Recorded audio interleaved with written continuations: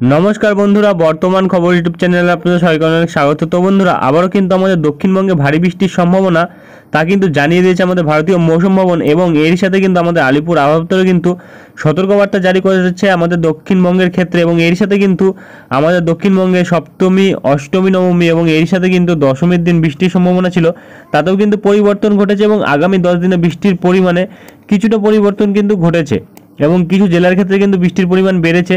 তো কোন কোন জেলার ক্ষেত্রে বৃষ্টির পরিমাণ বেড়েছে এবং কী সতর্কবার্তা জারি করেছে তা কিন্তু দেখাবো আমরা এই ভিডিওতে। তাই বিস্তারিত জানতে হলে, সঠিক আপডেটটি পেতে হলে ভিডিওটি অবশ্যই শুরু থেকে শেষ অবধি দেখবেন এবং ভালো লেগে থাকলে একটি লাইক করবেন। আর আমাদের ভিডিওটি নিচে একটি লাল রঙের সাবস্ক্রাইব বাটন আছে, সেটিকে টিপে তার পাশে থাকা বেল আইকনটিকে অল অপশনে দিয়ে আমাদের সাথে থাকবেন। এবং আপনারা বর্তমানে ভিডিওটি কোন জেলা বা জায়গা থেকে দেখছেন, সেখানকার আবহাওয়ার পরিস্থিতি কেমন আছে তা কিন্তু অবশ্যই কমেন্ট বক্সে কমেন্ট করে জানাতে ভুলবেন না। তো চলুন বন্ধুরা, আমরা ভিডিওটিকে শুরু করব। তবে তার আগে দেখে নেব আমাদের ভারতীয় মৌসুম ভবন ও আলিপুর আবহাওয়া দপ্তর কী বলছে। তো বন্ধুরা, আমরা চলে এসেছি ভারতীয় মৌসুম ভবনে। আপনি এখানে পৌঁছতে আপনাদের কিন্তু বলা হচ্ছে একটি ঘূর্ণাবর্ত কিন্তু রয়েছে, যেটি দক্ষিণ পূর্ব বাংলাদেশ এবং তার পার্শ্ববর্তী এরিয়ায় রয়েছে, এবং এর থেকে কিন্তু একটি অক্ষরেখা রয়েছে, যেটি কিন্তু ঘূর্ণাবর্তের সম্মিলিত হয়ে কিন্তু আন্দামান সাগর হয়ে কিন্তু এপাশে বলা হচ্ছে মায়ানমারের উপকূলবর্তী অঞ্চলে লোয়ার টপোস্ফেরিক লেভেল অবধি বিস্তার করছে। এবং এরই সাথে বলা হচ্ছে যে এর প্রভাবেই কিন্তু একটি নিম্নচাপ ক্ষেত্র তৈরি হওয়ার সম্ভাবনা রয়েছে, যেটি কিন্তু আমাদের উত্তর বঙ্গোপসাগরে তৈরি হবে এবং তার পার্শ্ববর্তী এরিয়ায় কিন্তু 4 তারিখ অর্থাৎ আগামীকাল তৈরি হওয়ার সম্ভাবনা থাকছে। এবং এর সাথে কিন্তু বলা হচ্ছে যে বিচ্ছিন্নভাবে ভারী বৃষ্টির সম্ভাবনা থাকতে পারে আমাদের দক্ষিণবঙ্গে কিন্তু 4 তারিখ। এখানে কিন্তু 4 তারিখ দেওয়া হয়েছে, যে গাঙ্গেটিক ওয়েস্ট বেঙ্গলের ক্ষেত্রে 4 তারিখ কিন্তু থাকবে বৃষ্টির সম্ভাবনা। এবং এখানে কিন্তু যেটা বলা হচ্ছে আমাদের উত্তরবঙ্গে কিন্তু এবং সিকিমে 3 তারিখ ভারী বৃষ্টির সম্ভাবনা থাকবে। এবং এর সাথে কিন্তু উত্তর পূর্ব ভারতবর্ষে কিন্তু 4 থেকে 5 তারিখ অবধি ভারী বৃষ্টির সম্ভাবনা থাকবে। এবং আসাম, মেঘালয়, নাগাল্যান্ড, মণিপুর, মিজোরাম, ত্রিপুরাতে 6 থেকে 8 তারিখ অবধি ভারী বৃষ্টির সম্ভাবনা থাকবে যথাক্রমে নিম্নচাপের ক্ষেত্রে। এবং এর সাথে কিন্তু যেটা আমরা পাচ্ছি এপাশে কিন্তু দক্ষিণ ভারতবর্ষের ক্ষেত্রে কিন্তু আগামী এক সপ্তাহ বৃষ্টি থাকবে, কোনো কোনো জায়গায় ভারী বৃষ্টি, কোনো কোনো জায়গায় কিন্তু হালকা থেকে মাঝারি বৃষ্টি, এবং অন্যান্য জায়গাগুলিতে কিন্তু তেমন কোনো আর বৃষ্টির সম্ভাবনা নেই।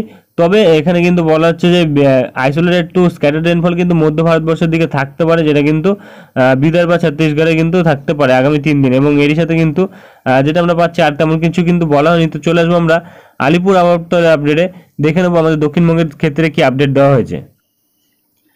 তো বন্ধুরা, আমরা চলে এসেছি দক্ষিণবঙ্গের আপডেট। এখানে প্রকাশিত আপডেটে কিন্তু বলা হচ্ছে 4 তারিখ থেকে কিন্তু এখানে 3 তারিখ থেকে কিন্তু 9 তারিখ অবধি বৃষ্টির সম্ভাবনা থাকছে, যেটা বলা হচ্ছে কিছু জায়গাতে থাকতে পারে, যেটা ঠান্ডা শাওয়ার থাকতে পারে এবং হালকা থেকে মাঝারি বৃষ্টি কিন্তু থাকতে পারে। প্রত্যেকটি জেলার উপরেই কিন্তু কিছু জায়গার ক্ষেত্রে থাকার সম্ভাবনা থাকছে।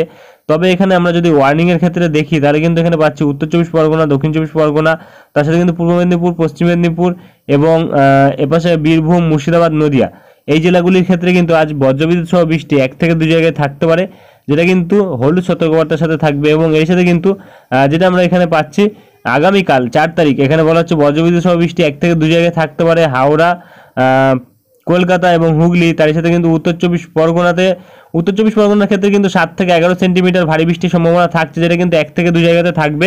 এবং এর সাথে কিন্তু যেটা আমরা পাচ্ছি দক্ষিণ 24 পরগনার ক্ষেত্রেও কিন্তু 7 থেকে 11 সেন্টিমিটার ভারী বৃষ্টির সম্ভাবনা থাকবে। এবং এর সাথে কিন্তু যেটা আমরা পাচ্ছি এপাশে পূর্ব মেদিনীপুরের দিকেও কিন্তু বজ্রবিদ্যুৎ সহ বৃষ্টি 1 থেকে 2 জায়গাতে থাকবে। এবং এর সাথে কিন্তু ঝাড়গ্রাম, পুরুলিয়া, তার সাথে কিন্তু বাঁকুড়া, পূর্ব বর্ধমান, পশ্চিম বর্ধমান এবং বীরভূম, মুর্শিদাবাদ এবং নদিয়া, এই জেলাগুলির ক্ষেত্রে কিন্তু বজ্রবিদ্যুৎ সহ বৃষ্টি 1 থেকে 2 জায়গায় থাকবে। অর্থাৎ বন্ধুরা, আগামীকাল কিন্তু আমরা পাচ্ছি শুধুমাত্র উত্তর 24 পরগনা এবং দক্ষিণ 24 পরগনায় ভারী থেকে অতি ভারী বৃষ্টি থাকতে পারে, যেটা কিন্তু 1 থেকে 2 জায়গাতে থাকবে 7 থেকে 11 সেন্টিমিটার। এবং এর সাথে কিন্তু আমরা 5 তারিখের দিকে দেখলে কিন্তু আমরা দেখতে পাচ্ছি সব জেলার ক্ষেত্রেই কিন্তু বজ্রবিদ্যুৎ সহ বৃষ্টি 1 থেকে 2 জায়গায় থাকতে পারে, যেটা কিন্তু আপডেটে বলা হয়েছে। এবং আর কিন্তু তেমন কোনো সতর্কবার্তা জারি করা হয়নি আলিপুরের তরফ থেকে। তো আমরা চলে আসবো উত্তরবঙ্গের আপডেটে, দেখে নেবো কি বলা হয়েছে। তবে এখানে কিন্তু মৎস্যজীবীদের ক্ষেত্রে কিন্তু সতর্কবার্তা জারি করা হয়েছে, যেটা কিন্তু 4 তারিখ সতর্কবার্তা জারি থাকবে, যেটা কিন্তু আমাদের উত্তর পূর্ব বঙ্গোপসাগরে থাকবে মৎস্যজীবীদের জন্য সতর্কবার্তা 4 তারিখ অবধি। তো আর কিন্তু তেমন কিছু বলা নেই। চলে আসবো আমরা উত্তরবঙ্গের আপডেটে, দেখে নেবো কি বলা হয়েছে। বন্ধুরা, আমরা চলে আসি উত্তরবঙ্গের আপডেটে। এখানে প্রকাশিত আপডেটে কিন্তু বলা হচ্ছে আজ 3 তারিখ থেকে 9 তারিখ অবধি উত্তরবঙ্গেও কিন্তু বৃষ্টি থাকতে পারে 1 থেকে 2 জায়গাতে, প্রত্যেকটি জেলার মধ্যেই।